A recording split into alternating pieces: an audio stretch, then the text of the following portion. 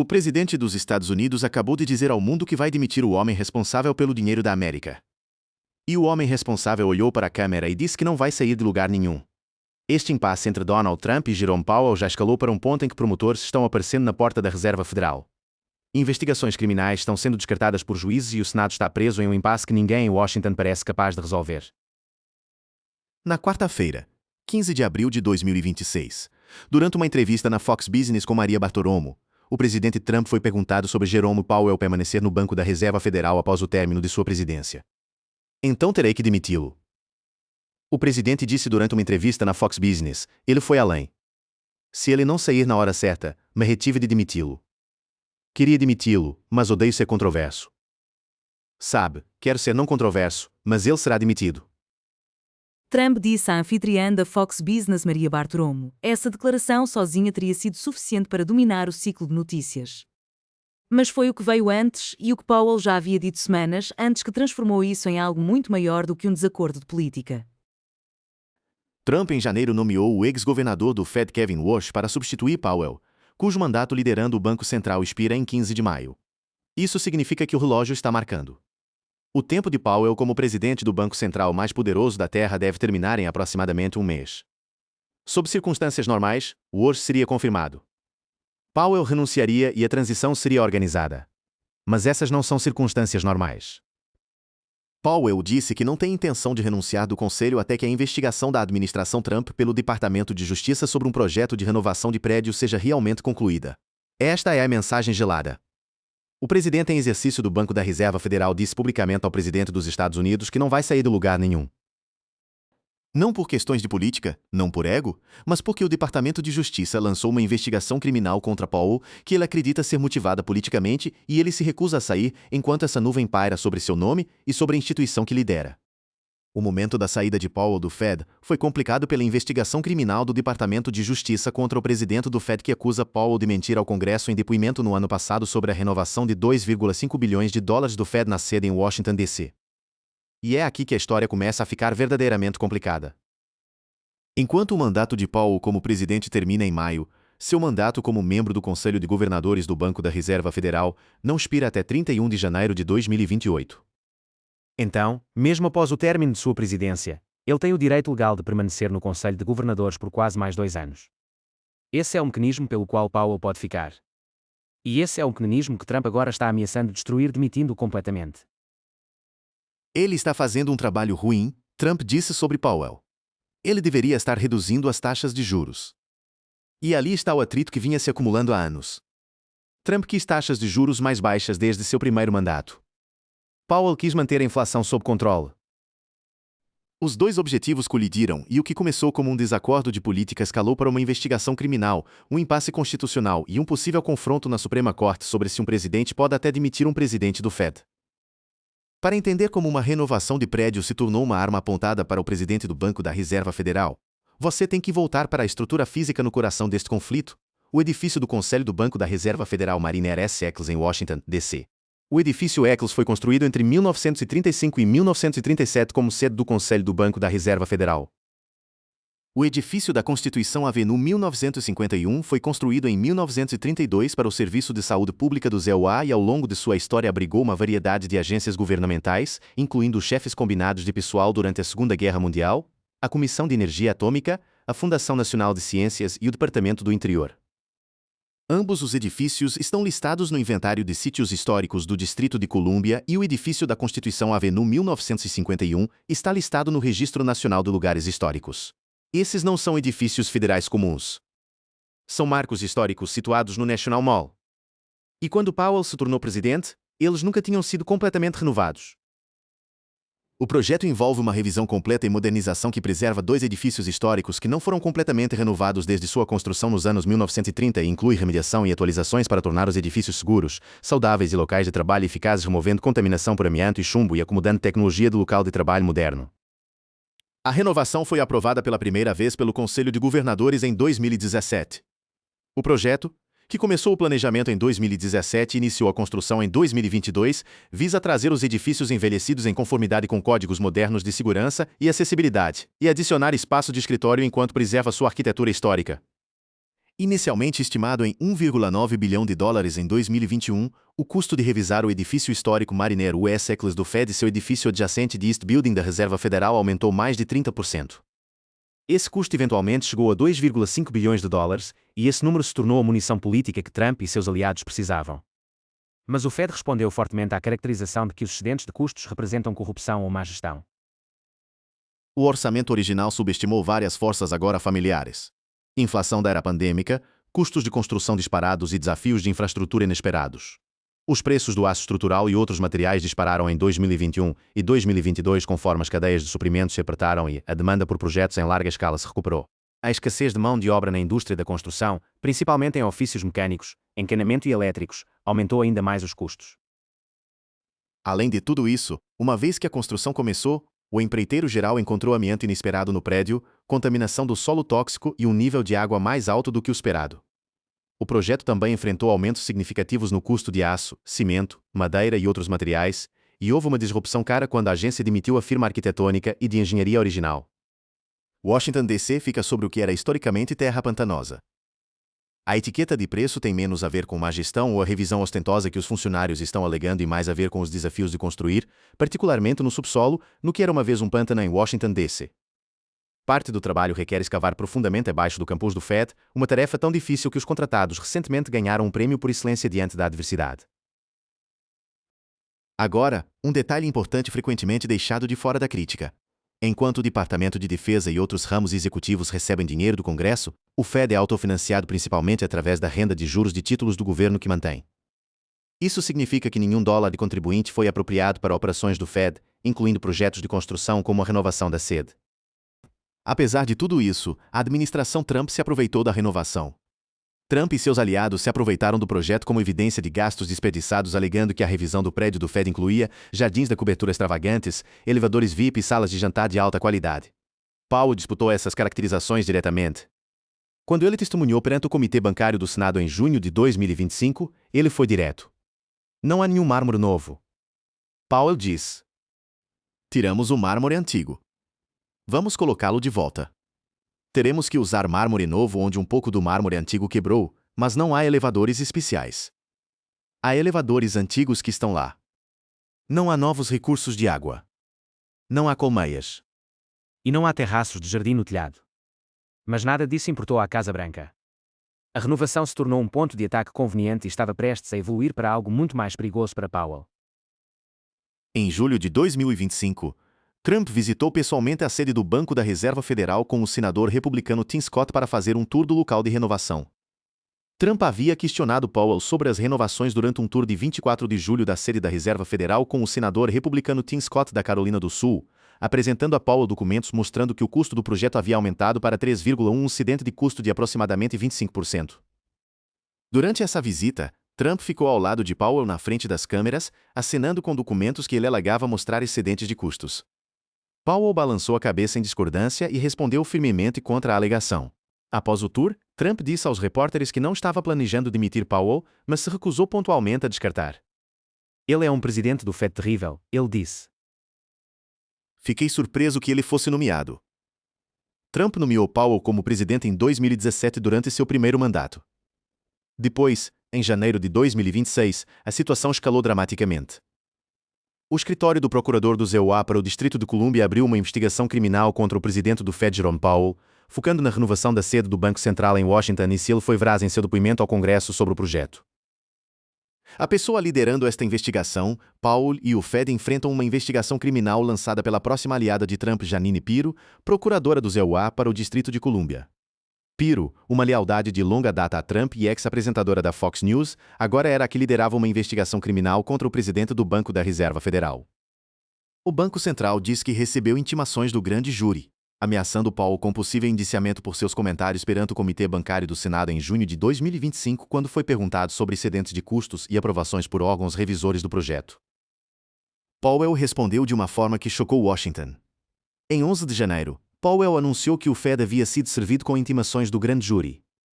A declaração pública sem precedentes efetivamente disparou um contra-ataque na Casa Branca, trazendo as tensões de longo tempo em fogo brando de Powell com a administração Trump à cabeça e para fora. Em uma declaração em vídeo postada no site do Fed, Powell chamou a investigação do que ele viu como pretexto. Esta ação sem precedentes deve ser vista no contexto mais amplo das ameaças e pressão contínua da administração, Powell disse. Ele foi além.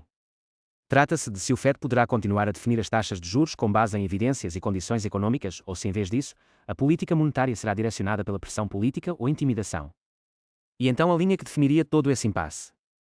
O serviço público às vezes requer ficar firme diante das ameaças. Powell disse que foi um afastamento marcante para o presidente do Fed normalmente reservado. David Wessel da instituição Brookings disse à NPR que parecia que a administração apenas empurrou Jay Powell longe demais e ele saiu com todas as armas disparando. A declaração pública sem precedentes também abalou os mercados globais conforme os investidores se perguntavam quão longe Trump estaria disposto a ir para enfraquecer Powell e o Fed. Em março de 2026, um juiz federal pesou e sua opinião foi devastadora. Um juiz federal decidiu que esses incidentes de custo são mero pretexto e concluiu que o propósito real da investigação do Departamento de Justiça é intimidar o Banco Central. O governo não ofereceu nenhuma evidência de que Powell cometeu crime algum além de desagradar ao presidente. O juiz James Bosburg escreveu em uma decisão anulando intimações. O juiz não parou por aí. Há abundante evidência de que o propósito dominante, se não único, das intimações é assediar e pressionar Powell para ceder ao presidente ou renunciar. Apesar das intimações terem sido anuladas, Piro diz que planeja recorrer. E então, na terça-feira passada, 14 de abril, o Wall Street Journal e o New York Times relataram que 2 promotores fizeram uma visita surpresa ao local de construção da sede do Fed. Eles foram rejeitados. Robert Terror, um advogado representando o Fed, o presidente que constantemente criticou Powell por manter as taxas de juros altas, chamou Powell de desastre para o país na quarta-feira. É aqui que a situação fica irônica de uma forma que quase desafia a crença. A própria estratégia de Trump pode estar mantendo Powell no poder mais tempo. Trump nomeou o ex-governador do Fed Kevin Walsh como seu substituto, mas ele ainda não foi confirmado, deixando a oportunidade para Powell prolongar seu mandato como presidente em pro forma. Em uma coletiva de imprensa em março, Powell disse que se o Senado não tivesse confirmado Walsh até 15 de maio, Powell permaneceria no ínterim. É o que a lei chama. É o que temos feito em várias ocasiões, ele diz. E a confirmação de Walsh está longe de ser garantida. No mês passado, o senador da Carolina do Norte Thom Tillis disse que bloquearia a confirmação de Walsh até que a investigação criminal federal contra Powell fosse encerrada. Tillis não é uma figura marginal. Ele fica no Comitê Bancário do Senado. Tillis fica no Comitê Bancário do Senado e se ele votasse com os democratas do painel para se opor ao indicado de Trump, o comitê ficaria em impasse 2012. A reação de Tillis à investigação do DOJ foi furiosa. O senador republicano Thom Tillis da Carolina do Norte reagiu furiosamente à investigação de Powell, escrevendo no X que assessores de Trump estavam ativamente tentando acabar com a independência do Banco da Reserva Federal. Vou me opor à confirmação de qualquer indicado para o Fed, incluindo a próxima vaga de presidente do Fed, até que esta questão legal seja totalmente resolvida, Tillis escreveu horas após Powell anunciar publicamente as intimações. Ele não é o único senador republicano levantando preocupações. A senadora Susan Collins do Maine disse aos repórteres que o vídeo de Powell revelando as intimações levantou muitas perguntas perturbadoras e a senadora Lisa Murkowski do Alasca disse que vê a investigação como uma tentativa de intimidar, ameaçar e coagir. O senador John Kennedy da Louisiana disse que acha improvável que Powell tenha feito algo errado e advertiu que o conflito entre Trump e o chefe do Fed poderia ser economicamente prejudicial. A avaliação de Kennedy foi particularmente direta. Se você quisesse projetar um sistema para fazer com que as taxas de juros subissem e não caíssem, você teria o Banco da Reserva Federal dos Estados Unidos e o ramo executivo dos Estados Unidos em um confronto de poder. Não precisamos disso, Kennedy diz. No Senado atual, Trump pode perder apenas 3 votos do GOP. Se todos os democratas votarem contra seu indicado do Banco da Reserva Federal, essa é uma margem muito apertada. E com Tillis, Collins e Murkowski já expressando reservas profundas sobre a abordagem da administração, as contas não estão funcionando a favor de Trump. Quando Trump foi perguntado sobre Tillis bloqueando a nomeação, ele pareceu aceitar a possibilidade. Sei o que ele disse, e talvez seja verdade, caso em que terei que viver com isso, mas não como presidente, Trump disse. Mas aqui está a pegadinha. Trump disse à Fox Business que não instruiria os promotores a desistir da investigação do Banco da Reserva Federal. Você não acha que temos que descobrir o que aconteceu lá? O presidente disse que é mais do que uma investigação criminal. É uma investigação criminal, suponho, mas também é uma investigação de incompetência. Então, Trump quer que a investigação continue e quer que o Walsh seja confirmado. Mas a investigação que continua é exatamente o que está impedindo que o Walsh seja confirmado. Isso pode se virar contra o presidente, adiando a confirmação de Kevin Walsh para servir como o próximo presidente do Fed e deixando Powell na posição mais tempo. O Comitê Bancário do Senado agendou uma audiência de confirmação para Walsh para 24 de abril. Mas se Walsh pode realmente passar do comitê com Tillis votando contra permanece profundamente incerto. E mesmo se o líder da maioria do Senado, John Thune, tentar levar a nomeação direta ao piso, contornando o comitê, o ceticismo republicano mais amplo ainda poderia sabotear a votação. Este é o paradoxo no coração do impasse. Quanto mais Trump tenta minar Powell, mais tempo Powell consegue ficar. Porque essa briga importa além de dois homens. Remova os nomes, as personalidades e a renovação do prédio, e o que você deixa é uma briga sobre se o Banco da Reserva Federal dos Estados Unidos pode permanecer independente do presidente. Ao longo dos anos desde sua criação pelo Congresso em 1913, a independência do Banco da Reserva Federal foi considerada essencial para manter credibilidade tanto com mercados financeiros quanto com o público. É por isso que eles têm mandatos escalonados para os governadores do Conselho. E a ideia de que o presidente não pode remover uma pessoa exceto por causa, diz Joseph Gagnon, um ex-economista sênior do Fed, agora colega sênior do Instituto Peterson para Economia Internacional. Embora Trump possa legalmente demitir oficiais do Fed, ele pode fazer isso apenas por causa de acordo com a seção 10 da Lei do Banco da Reserva Federal. Se Powell tomou alguma medida que se ajustaria a essa definição legal permanece incerto. Embora Powell himself, um advogado, tenha dito repetidamente que o presidente não pode removê-lo de seu trabalho, a Suprema Corte já está considerando um caso intimamente relacionado.